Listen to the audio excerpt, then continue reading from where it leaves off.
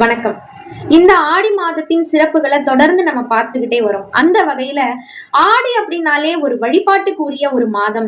ஆடி மாதத்துல எந்த சுப நிகழ்ச்சிகளும் நடத்தக்கூடாது அப்படின்னு நம்ம வீடுகள்ல எந்த விதமான நல்ல காரியங்களோ சுப நிகழ்ச்சிகளோ திருமணம் போன்ற எதுவுமே செய்ய மாட்டோம். காரணம், இந்த ஆடி மாதத்தையும் மார்கழி மாதத்தையும் பீடை மாதம், பீடு மாதம் அப்படின்னு சொல்லுவாங்க. ஏன் அப்படின்னா, இந்த ஆடி மாதமும் மார்கழி மாதமும் 12 மாதங்களுக்கு இடையில் ஒரு பீடம் போல் அமைந்து இருப்பதனால இத பீடை மாதம், பீடு மாதம் அப்படின்னு சொல்றாங்க. அதோட இல்லாம இந்த மாதத்துல நம்ம வழிபாடுகள் அதிகமா இருக்கிறதுனால, கோவில் திருவிழாக்கள் முக்கியத்துவம் கொடுக்கறதுனால, நம்ம வீடுகள்ல சுப நிகழ்ச்சிகள் வச்சுட்டோம்னா நம்ம பெண்கள் எல்லாரும் இந்த சுப நிகழ்ச்சிக்கு உண்டான எல்லா தயாரிப்பு வேலைகளையும் நம்ம செய்யறதுல ஈடுபட ஆரம்பிச்சிருவோம். அதனால வழிபாட்டு முறைகளை நம்ம மறந்துடுவோம், தவற விட்டுருவோம். அப்படிங்கிறதுக்காக இந்த மாதத்துல நம்ம அம்மனை மட்டும் வழிபாட்டுக்கு உரிய ஒரு மாதமாக நம்ம எடுத்துக்கணும் அப்படின்னு பெரியவங்க நமக்கு ஒரு மிகப்பெரிய முறையை சொல்லி கொடுத்துட்டு போயிருக்காங்க. இந்த மாதத்துல குறிப்பா இந்த 6 மாதம் தட்சிணாயன புண்ணிய காலம் அப்படின்னு சொல்றதுனால இந்த காலத்துல நம்ம வழிபடும் போது நமக்கு எல்லாம் வல்ல அருளையும் தந்து நம்மை எந்த விதமான துன்பத்துல இருந்தும் ரட்சிப்பார்கள் அந்த இறைவன் அப்படிங்கிறதையும் நம்ம கண்டிப்பா தெரிஞ்சுக்கணும். இதுக்கு உதாரணமா ஒரு கதை சொல்லலாம். மகாமாறன் அப்படிங்கிற ஒரு அசுரன் இருக்கான். அவன் என்ன பண்றான்? கடும் தவம் இருக்கான். ரொம்ப பிடிவாதமான தவம் இருந்து எல்லா சக்திகளையும் தனக்குள்ள வச்சுக்கிறான். இந்த சக்திகளை பயன்படுத்தி அவன் நல்லது செய்திருந்தா பரவாயில்ல, அவனுக்கு அசுரன்னு தானே பேரு. அதனால அவன் என்ன பண்ண ஆரம்பிச்சுட்டான்? இந்த சக்திகளை வச்சு நான் எல்லாரையும் ஒரு வழி பண்ணுறேன் பாருங்க, என்ன பண்றேன்னு பாருங்க அப்படிங்கிற ஒரு கர்வத்துல எல்லா மக்களுக்கும் துன்பம் கொடுக்க ஆரம்பிச்சிட்டான். அதோட இல்லாம வைசூரி அப்படிங்கிற ஒரு கொடுமையான நோயையும் எல்லாருக்கும் தர ஆரம்பிச்சான். இந்த நோய் என்ன ஆகுது அப்படின்னா, உடல் முழுக்க கொப்பளம் மாதிரியான அம்மை போன்ற ஒரு நோய் போன்ற ஒரு தோற்றத்தை கொடுத்து எல்லோரையும் கடுமையாக தண்டித்து வந்தான். இதோட இல்லாம இன்னும் பல நோய்களை தந்து மக்களை துன்புறுத்திக்கிட்டே வந்தான். மக்கள் அவதிப்படுறத பார்த்த அந்த அம்பிகை மக்களை இந்த துயரத்தில் இருந்து காப்பாற்ற வேண்டும் அப்படிங்கிற எண்ணத்துல இந்த மகாமாறனை அழிக்கிறதுக்காக ஒரு உருவம் எடுக்கிறா. அது என்ன உருவமா இருக்கு அப்படின்னு பார்த்தோம்னா, 3 கண்கள், 4 கைகளோட, வலது காதுல தண்டகம் போட்டுக்கிட்டு, இடது காதுல தோடு அணிந்து, உடல் முழுக்க நல்ல ஆபரணங்கள் போட்டு ரொம்ப ஆக்ரோஷமான ஒரு வடிவத்தோட காட்சியளிக்கிறார். அந்த ஆக்ரோஷமான வடிவம் அசுரனுக்கு மட்டும்தான். நமக்கு அவதிப்பட்டு கொண்டிருக்கின்ற, துன்பப்பட்டு கொண்டிருக்கின்ற மக்களுக்கு அவள் இனிமையான சாந்தமான ஒரு தாய் போன்ற ரூபத்தை நமக்கு காண்பிக்கிறார். அந்த அசுரனை ஒரு இருள் போன்ற ஒரு கருமையான நிறத்தோற்றத்தோடு ஒரு காலை மடித்து ஒரு காலை ஊன்றி அமர்ந்த வடிவத்தில் தோன்றி அந்த மகாமாறனை அழித்து மக்களை துயரத்தில் இருந்து காத்து கொண்டு வருவாள். இப்போ இந்த தேவிக்கு பக்கத்துல கண்டாகர்ணன் அப்படிங்கிற ஒரு தேவதையும் இருக்கா.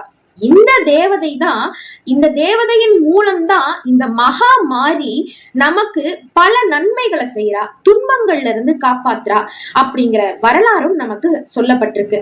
இந்த மகா மாறி அம்மன் இப்படி இந்த மகாமாறனை அழிக்கிறதுனாக உருவம் கொண்டு மக்களுக்கு நோயிலிருந்து, துன்ப நிலையிலிருந்து நல்ல வாழ்க்கையை தந்தபடியினால இந்த அம்மனுக்கு மகாமாரி அம்மன் அப்படிங்கிற பெயர் இருக்கு. இன்னொரு உதாரணமான ஒரு கதை சொல்லணும் அப்படின்னா, தேவர்களுக்கும் அசுரர்களுக்கும் போர் நடக்குது. இந்த போர்ல வழக்கம் போல தேவர்கள் வெற்றி பெறாங்க. இந்த அசுரர்கள் தேவர்கள் வென்றதை ஏற்றுக்கொள்ள முடியாம தங்களுடைய குருவான சுக்கராச்சாரியார் கிட்ட போறாங்க. மனம் தாழாமல் போய் புலம்ப ஆரம்பிக்கிறாங்க. சுக்கராச்சாரியார் தன்னுடைய சீடர்களான இந்த அசுரர்கள் என்ன இப்படி தோற்று போய் வந்திருக்காங்க, அப்போ அந்த தேவர்களை ஏதாவது பண்ணியே ஆகணும் அப்படிங்கிற ஒரு எண்ணத்துல அந்த தேவர்களுக்கு எதிராக ஒரு மந்திரம் சொல்ல ஆரம்பிக்கிறாரு. இந்த மந்திரத்தை சொல்ல சொல்ல தேவர்களின் உடல் ரொம்ப பாதிக்கப்பட்டு மீண்டும் அவர்களுக்கு வைசூரி நோய் வருது.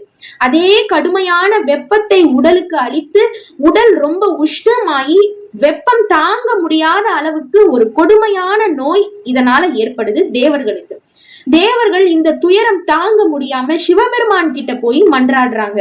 என்னன்னு சொல்றாங்கன்னா, எங்களால இந்த அசுரர்கள் கொடுக்கிற கொடுமையை காப்பாற்றவே முடியல, இந்த கொடுமையிலிருந்து எங்களை மீட்டுக் கொள்ளவே முடியல, எங்களை பாதுகாத்து கொள்ளவே முடியல, இதற்கு நீங்கள் தான் எங்களை உபயம் அளித்து காத்தருள வேண்டும் அப்படின்னு சிவபெருமான் கிட்ட போய் மன்றாடி நிக்கிறாங்க.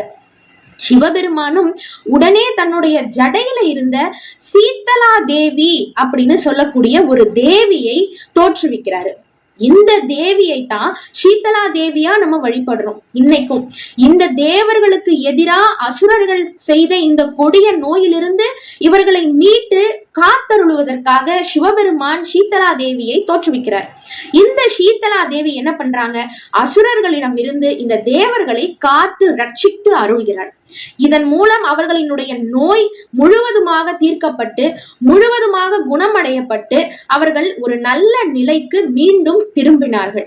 இந்த சீத்தலா தேவி இப்படி சிவபெருமானின் அம்சத்திலிருந்து வந்து இவர்களினுடைய நோயை தீர்த்து வைத்தார். இப்படித்தான் நம்ம அம்மன் பலருடைய நோயை தீர்த்து வைக்கிறாள். அதோட இந்த தேவர்கள் அந்த சீத்தலா தேவி அம்மன் கிட்ட என்ன கேக்குறாங்க அப்படின்னா, எங்களுடைய இந்த நோயை தீர்த்தது போலவே, எங்களுடைய இந்த துன்பத்தை நீங்கள் காத்தது போலவே எல்லா மக்களையும் நீங்கள் நிச்சயம் காத்தருள வேண்டும். அதற்காக ஒவ்வொரு ஊர் எல்லை புறத்திலும் இருந்து நீங்கள் காத்தருள வேண்டும் அப்படின்னு கேட்டுக்கொள்றாங்க. இதற்கு இணங்கத்தான் ஒவ்வொரு ஊர்லயும் எல்லை புறத்துல கண்டிப்பா ஒரு அம்மன் கோவில் இருக்கும். ஒரு ஊரை விட்டு அடுத்த ஊருக்கு செல்லும் போது அந்த எல்லையில நிச்சயமா ஒரு அம்மன் கோவில் இருக்கும். அதுவும் முக்கியமா மாரியம்மன் கோவில் இருக்கும். இது தேவர்களினுடைய வேண்டுகோளுக்கு இணங்க அம்மன் ஒவ்வொரு இடத்திலையும் வந்து அமர்ந்து மக்களை நோய் மற்றும் துன்பத்திலிருந்து பாதுகாத்து வரா. எல்லை புறத்துல இருந்து மக்களை பாதுகாக்கிறதுனால இவளுக்கு எல்லை அம்மன் அப்படிங்கிற பெயரும் இருக்கு. இந்த ஊர் எல்லையிலேயே அமர்ந்து என் ஊர் மக்களுக்கு எந்த துன்பமும் வரக்கூடாது, எந்த நோயும் வரக்கூடாது அப்படிங்கிறதுக்காக எல்லை புறத்திலே இருந்து கொண்டு நம்மை காத்து கொண்டு வருபவள் தான் இந்த மகா மாரி அம்மன், எல்லை அம்மன் அப்படின்னு சொல்லக்கூடிய இந்த சிவபெருமான் கிட்ட இருந்து வந்த அம்மன். இந்த அம்மனை நம்ம வழிபடும் போது, இந்த ஆடி மாதத்துல முக்கியமா நம்ம வழிபடும் போது நமக்கும் நம்ம வாழ்க்கையில இருக்கக்கூடிய துன்பங்கள், துயரங்கள், நமக்கு ஏற்பட்ட நோய்கள், நோய் அப்படிங்கிறது உடல்ல ஏற்படுறது மட்டும் கிடையாது, மனதளவிலும் ஏற்படக்கூடிய நோயையும் நமக்கு தீர்த்து நல்ல வாழ்வை அமைத்து தருவாள் அப்படிங்கிற நம்பிக்கையோட நிச்சயம் எல்லாரும் இந்த ஆடி மாதத்துல அம்மன் வழிபாட்டை தவறாது மேற்கொண்டு வருவோமாக. நன்றி, வணக்கம்.